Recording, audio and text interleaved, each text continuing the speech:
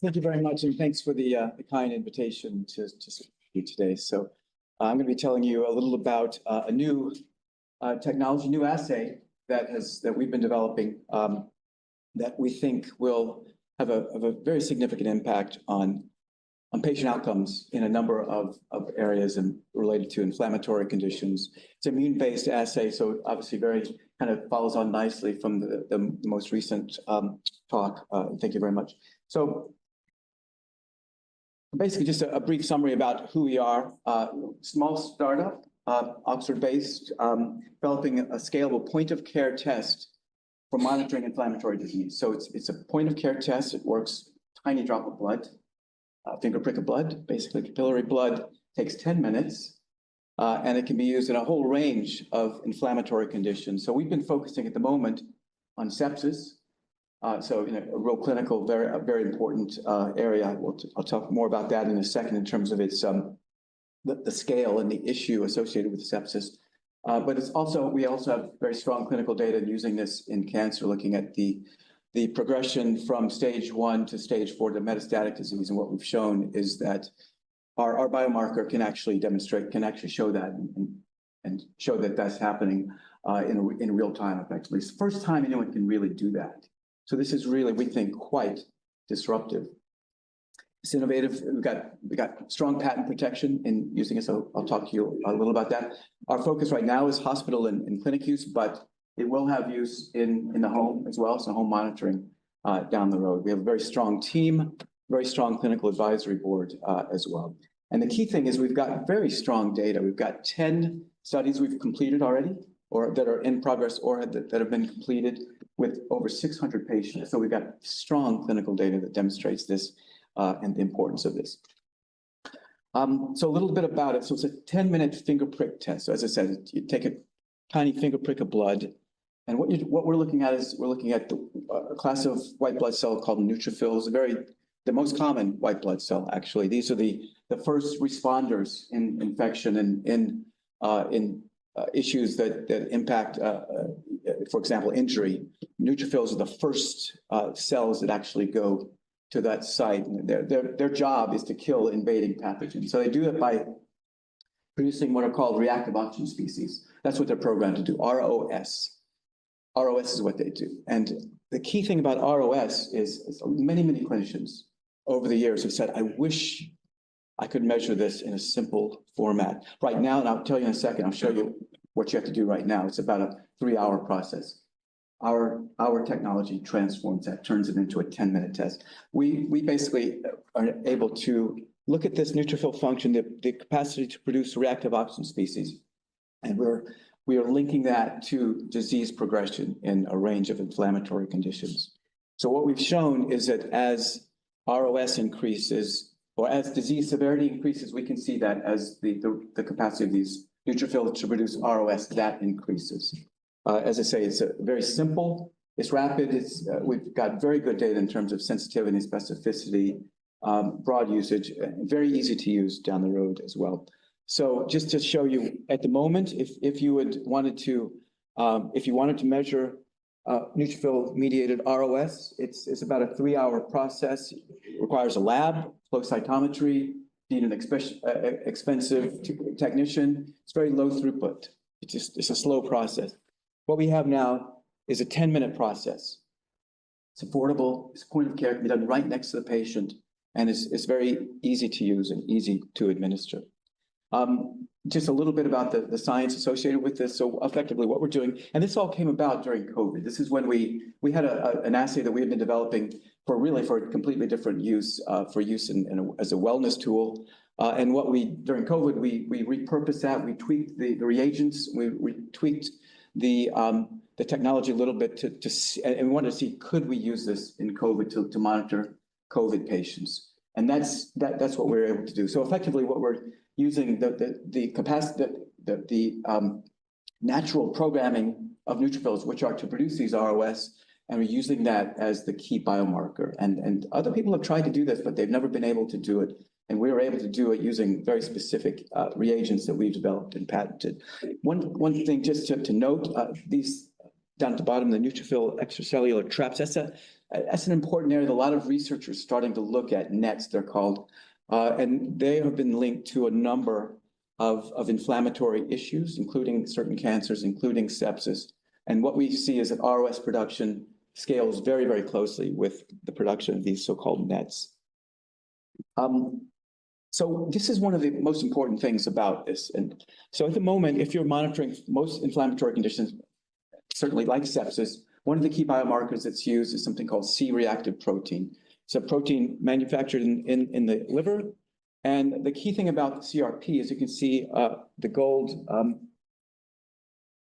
curve to the right is it takes quite a while to develop. It takes 12 to 24 hours, sometimes longer, sometimes 48 hours to develop. So when a patient's condition changes, it takes 12 hours at least for that to be seen in the biomarker. So when you're, for example, if a parent is in the hospital with sepsis and you say, what's his condition? The doctor says, I won't be able to tell you for 12 hours. I won't be able to tell you if he's responding to this antibiotic for quite a few hours. And that's because the CRP takes that long to change. Now we have a biomarker that changes almost instantly. So we have a tool that's much more responsive than what's conventionally out there at the moment. And that's hugely important. So the doctor can immediately see, is this patient responding to the therapy, or is he or is she not? And the ability to have that responsiveness, to be able to say yes or no that quickly is hugely valuable to the clinician and to the patient. So a little bit about sepsis. It's a huge, one of the leading causes of death globally. It's 11 million people worldwide. 250,000 people in the UK get it. About 50,000 die each year. So it's a very significant issue. It's been in the press a lot over the last few years. You've heard about situations where sepsis just wasn't detected using the conventional methodologies. And sepsis is a broad category. It's really a lot of things interacting, very complex syndrome, really. As I said, one of the key issues associated with this is that the current biomarkers just are too slow to respond, like C-reactive protein and procalcitonin. They take too long to change and to respond. So we think having a biomarker that responds more quickly and that can be done more easily next to the patient, that's hugely valuable. So just to take you through now just a couple of snapshots of some data. This has all now been recently reported in Nature Scientific Reports. This is a study we did in Birmingham at the Queen Elizabeth Hospital. This is with a group of the leading clinicians there, including Professor Paul Moss, who is the leading hematologist here in the UK, very well respected. And this is the first study we did to show, is there anything here? Is there any potential at all? So we did this both in sepsis patients and COVID patients. And what we saw very clear in a snapshot here is shown here. You can see that if you look at between healthy volunteers, you kind of, our scores were in that range, kind of in the, on average, about 200 is a score. And if I measured anyone here, on average, you'd be between 150 and 300 on our scale, on the kind of leukocyte immunotest scale. The patients who had sepsis had a 14-fold increase in median. And you can see some of them were actually much, much higher than this. And you can see there's a bit of a spread in terms of some of these patients. And we'll get to why that is in a second. But basically, you get a significantly elevated response in our biomarker when you make this, when you look at sepsis patients, and we saw the same in COVID patients. And let me show you what we saw. So this is actually in COVID patients. This is a study that we did and actually were able to do in Turkey. Again, this is during COVID. And what we're looking at here are the, on the right-hand side is you can see the trajectories of response of survivors in green and non-survivors in red. So you can see first immediately the very clear differentiation as we longitudinally checked these patients over their course in the ICU, in the hospital, to either discharge or to death. And you can see that the non-survivors had a significantly different trajectory. You can see that there's a lot more variability and a lot higher scores on average. And that struck us as hugely important. So then the question is, how can we use that and how could clinicians use that as part of their as part of their care to the patient. So then we said, how could we use this as a predictor, as some way to help predict outcome? So what we went and did a very strong analysis. This was done with the Oxford University Statistics Group, so just up the road, and they helped us to analyze this. We took all the data, all the longitudinal data, ran it through their system, and we're looking at how could we use the LIT to look at predicting outcome. So if you look at on the right-hand side, neutrophil count. If you only took neutrophil count by itself, you can't use that. There's just no separation between survivors and non-survivors. You get effectively, the scores are effectively not significantly different. So, same with C-reactive protein. If you look on the bottom left,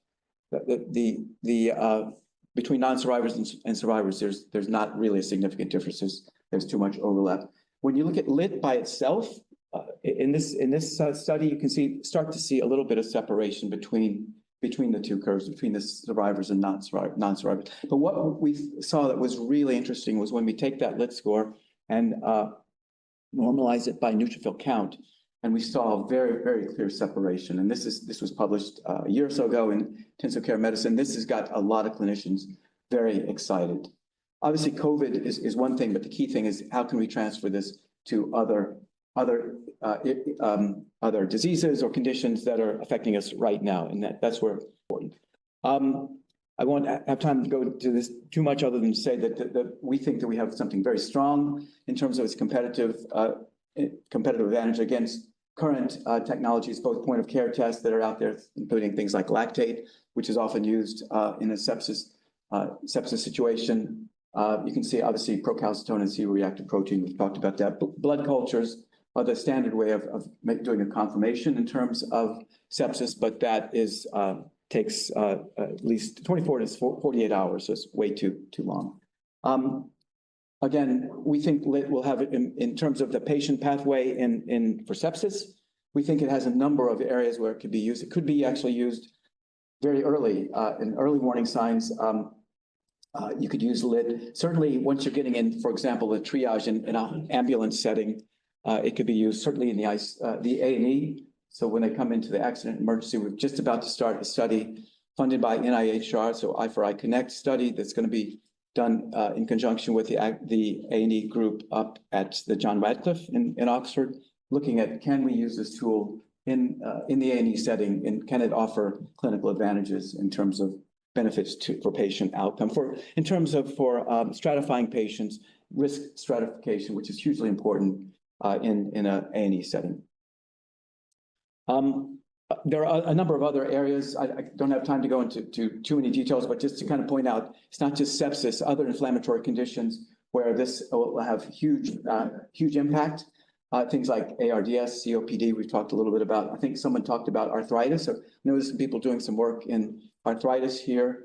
I think this could be a useful tool that maybe you want to think about as down the road. We don't have data yet with that, but we'd love to look at partnering with people who are interested in those areas to see if the LIT test offers value in those particular areas. I'll also just mention cancer briefly. We have done a number of studies now in cancer, including one we just finished at the Churchill in Oxford with breast cancer patients. So and what we think this can be used in a number of potential settings in terms of cancer. But for example, breast cancer patients, if we take a start, who are in remission, at the moment, their sole monitoring is effectively going for mammograms on a 6 or 12-month basis. We think that having a tool that they could have at home for certain patients, they would actually, in fact, we've talked to a number of patients who have really said this is a kind of tool they would really love to have, to be able to monitor their immune system. Very simple, quick blood test, monitor their immune system. It stays flat, stable, and suddenly it changes. And they know that they need to go and see the oncologist. And we think that there's power, and our oncologists say the same. I won't go into the detail. We all know cancer is a huge issue. And we have some very strong data. This is, again, I don't have time to go into the detail of some of this data, other than this was the first study we did at UCL with prostate cancer patients. And you can see the clear thing there is the ability stratify the patients. And what we saw very clearly was that the metastatic group had much higher lit scores, significantly higher lit scores than the lower, the patients in lower categories of disease. And that's just a very quick thing to say. It's also being used in other areas. And in this particular case, you can't see it because it's hidden, but this is looking at organ perfusion. So actually we have a group in the US who are now using this to monitor effectively. This is a transplant group up in Cleveland that are using this to effectively determine whether certain organs, in this case livers, are viable or not. And what turns out that one of the key things they want to know is this reactive oxygen species, ROS. They basically want to know, that's something that's huge, that's a signal of viability, but it's been, because in the past it's taken 3 hours to do it, they haven't been able to really do it. Now that they have a 10-minute test, they think this is hugely valuable, and they've come to us, and they're actually wanting to get other groups within the Cleveland Clinic as well to it looks like, to almost, yeah. And just to say, we have very strong IP and patent protection, both granted patents in use of this in cancer. We have one that should be a patent that for use in sepsis. It should be granting very, very shortly. Just to say, in terms of remote monitoring, we think this is where it really comes in. In terms of how it fits in with this particular conference, we think it could be used in ambulances and as well in the GP and in home monitoring. And we have great endorsements from people. Great team. Sorry, I don't have time to go through everyone. I just want to highlight Paul Moss on the right-hand side, who is actually a very, very significant, well-known, eminent hematologist and immunologist here in the UK. And finally, I want to just highlight this because everyone's talking about AI and ML. We actually think that this, the biomarker that we're using fits in nicely with other biomarkers and actually will be additive in terms of looking in the long run about how you improve patient outcomes. So definitely interested in talking with individuals, people who are working in the AI space here. Of course, there's a lot to see if there's ways we can collaborate and partner in that space. Just a summary to say, pretty much this is repeating what I've already told you. Thank you very much. Any questions?